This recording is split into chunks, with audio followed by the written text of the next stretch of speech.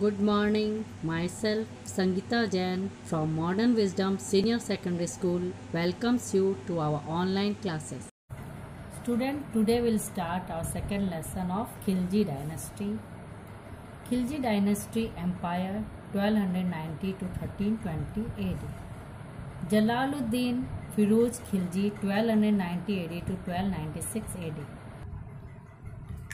The first ruler of Khilji dynasty Jalaluddin Firoz Khilji dynasty का सबसे पहला शासक था। ही वॉज 70 years old, वो 70 साल का था।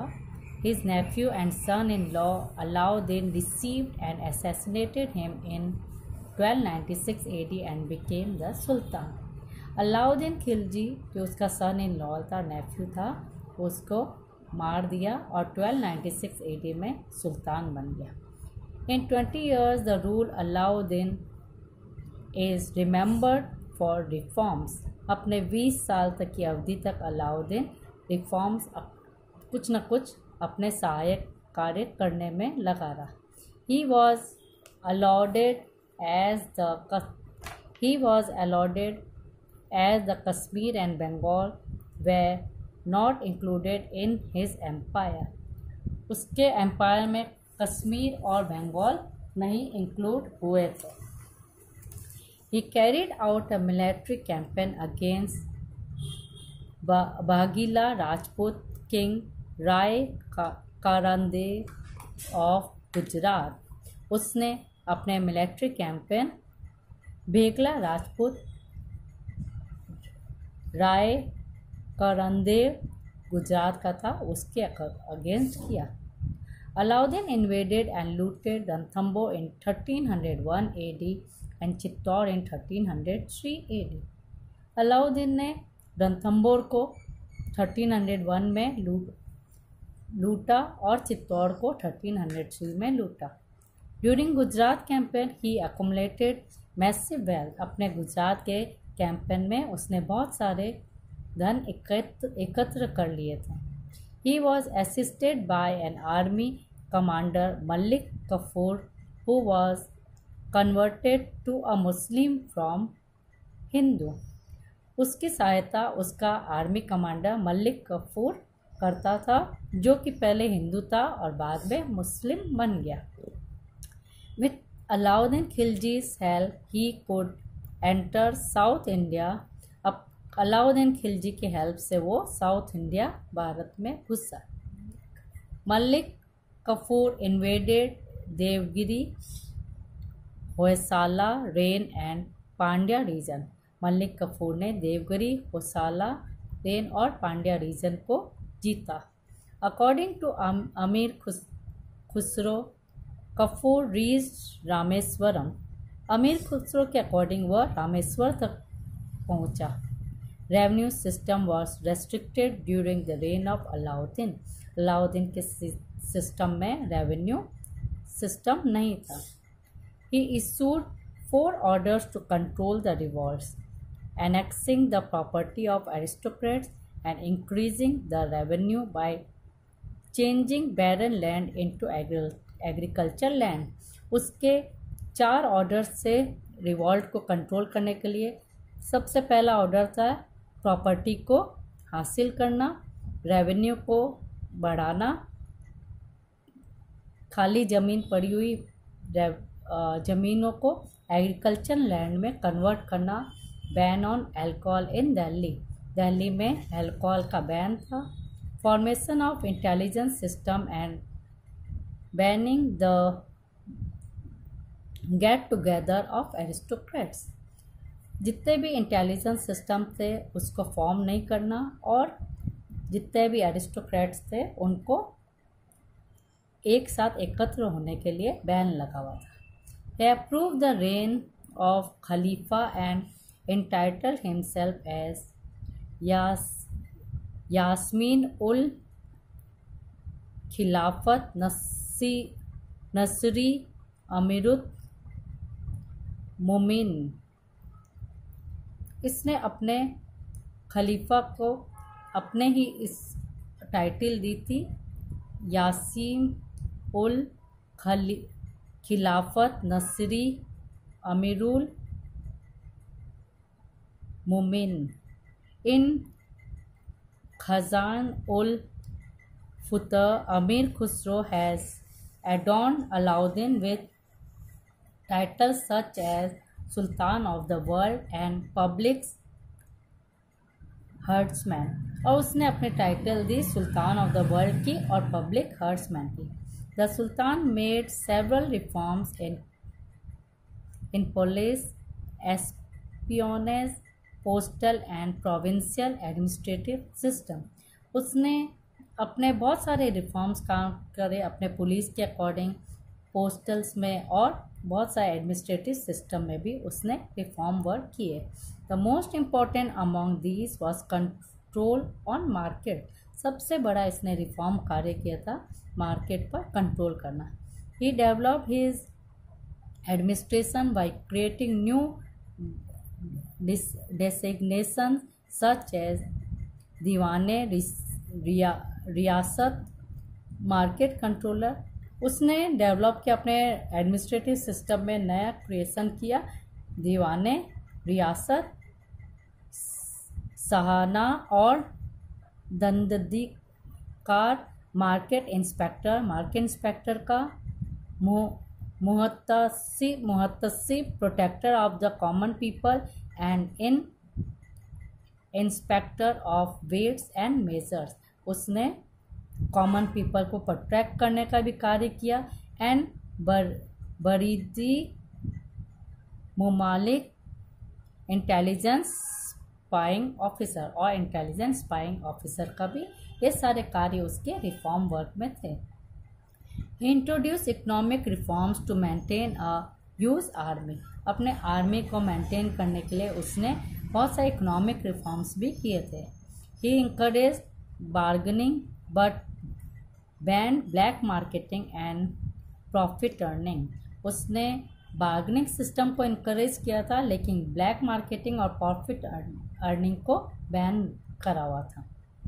Sarai-e-Adl was a market of local and imported goods. Sarai-e-Adl market के लोकल और इम्पोर्टेड गुड्स थे. Alauddin was the first ruler who paid his soldier in cash. Alauddin पहला रूलर था जो अपने सिपाहियों को कैश में पे करता था.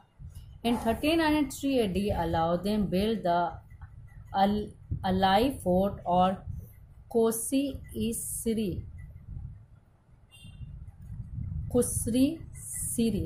Which had 7 gets. उसने अलाउद्दीन ने अलाई फोर्ट बनाया, उसके 7 गेट थे. After the death of Alauddin his son Qutb-ud-din Mubarak Khilji became the king. Alauddin की मृत्यु के बाद उसका बेटा कुतुब-उद-दीन मुबारक खिलजी का डायनेस्टी का राजा बना.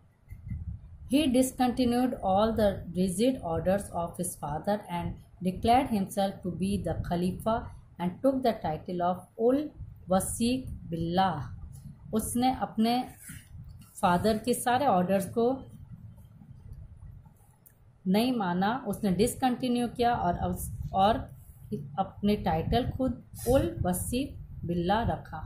After his assassination Nasiruddin Khusro Shah became the सुल्तान.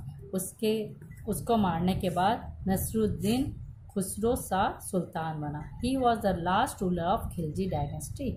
वो खिलजी डायनेस्टी का लास्ट रूलर था. Tughlaq ruler, Tughlaq dynasty. In 1320 AD Ghazi Malik और Ghiyasuddin Tughlaq became the sultan of Delhi after assassinated Khusro Shah. Khusro Shah को मार के 13 AD में गाजी मलिक, जिससे हम गियासुद्दीन तुगलक कहते हैं, वो दिल्ली का सुल्तान बना. As soon as he become the sultan he had to face provincial revolt. जैसे ही वो राजा बना उसको प्रोविंशियल रिवॉल्ट का सामना करना पड़ा. He sent his son zona Khan to Warangal to fight against king Pratap Rudradev of Telangana.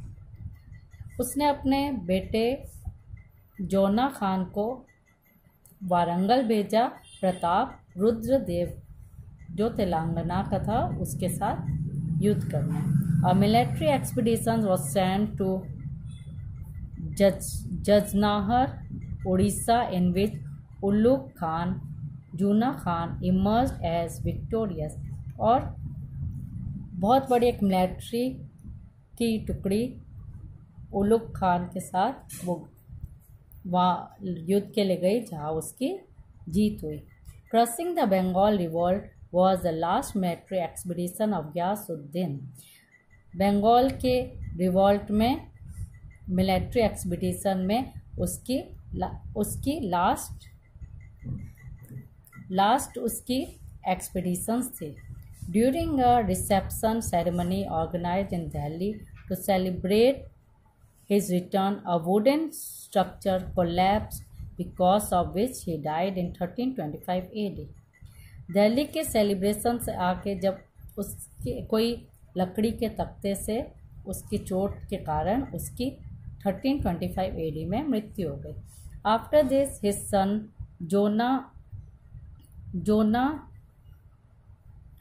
Khan became the sultan in the name of Mohammad Tughlaq. और उसकी मृत्यु के बाद जोना खान सुल्तान बना, जिससे हम मोहम्मद तुगलक के नाम से जानते हैं। His name was associated with various titles such as an astonishing mix of contradictions. उसके बहुत सारे इसको टाइटल थी। सबसे पहले थी astonishing mix of contradiction, thirsty of blood thirsty की acceptor. During the reign of Mohammad Tughlaq dynasty was divided into 23 मुख्तास provinces. Ziauddin Barni mentioned 5 major policies of the Sultan: tax increase in Doab, making Devgari as the capital, circulation of the token currency, attack on Khorasan and expeditions towards Karachi. तो उसके राज्य में 23 province थे। जियाउद्दीन बर्नी ने इसके 5 major policies के बारे में जिक्र किया है। सबसे पहला था इसका दोआब में टैक्स को इंक्रीज़ करना, देवगिरी को अपने कैपिटल बनाना, टोकन करेंसी को इंट्रोड्यूस करना और खोरासान में अटैक करना और एक्सपीडिशन टूवर्ड्स कराची। ये पांच उसकी पॉलिसीज़ अपनाई गई थी। Sultan retain Devagiri as his capital from 1327 AD to 1335 AD and rename it as Daulatabad. Sultan ने देवगिरी को अपना कैपिटल माना 1327 AD से 1335 AD में और उसको दौलताबाद के नाम से इसको दर्शाया। In 1330 AD he circulated token coins made of mixture of copper and bell metal। 1330 AD में उसने कॉपर कॉइन्स जिसमें बेल मेटल मिक्स थे उसका इंट्रोड्यूस किया। People started making forced currency. इससे क्या हो गए, वहाँ के जनता लोग अलग नकली करेंसी बनाने लगे। Therefore token currency had to be discontinued, और जिसके कारण टोकन करेंसी को यूज़ को रोकना पड़ा। Moroccan travellers Ibn Battuta visited India Bharat in around 1333 AD। Morocco का traveller Ibn Battuta Bharat 1333 AD में आया। Sultan appointed him as the Qazi of Delhi and he sent him to China as his ambassador. Sultan ने उसको अपने ambassador के रूप में China भेज दिया। इन 1342 AD में Mohammad Tughlaq died in 1351 AD। 1351 AD में मोहम्मद तुगलक की मृत्यु हो गई। In 1351 AD Mohammad Tughlaq cousin Firoz Shah Tughlaq became the sultan. 1351 AD में मोहम्मद तुगलक का कज़न फिरोज शाह तुगलक सुल्तान बना। Firoz Shah sent to military expedition against Haji ईयर of Bengal who had declared himself independent. उसने अपने 2 मिलिट्री एक्सपीडिशन हाजी ईयर बंगाल के पास भेजे, जिसने अपने आप को इंडिपेंडेंट साबित कर दिया। But he remain unsuccessful both the times, लेकिन दोनों समय वो अनसक्सेसफुल रहा। Firoz Shah made government and military job hereditary and discontinued the system of checking for one qualification. उसने अपने समय में क्वालिफिकेशन को तो महत्व नहीं दिया, उसने महत्व दिया एक जॉब के हेरिडेटरी के अकॉर्डिंग जॉब को डिक्लेयर करना।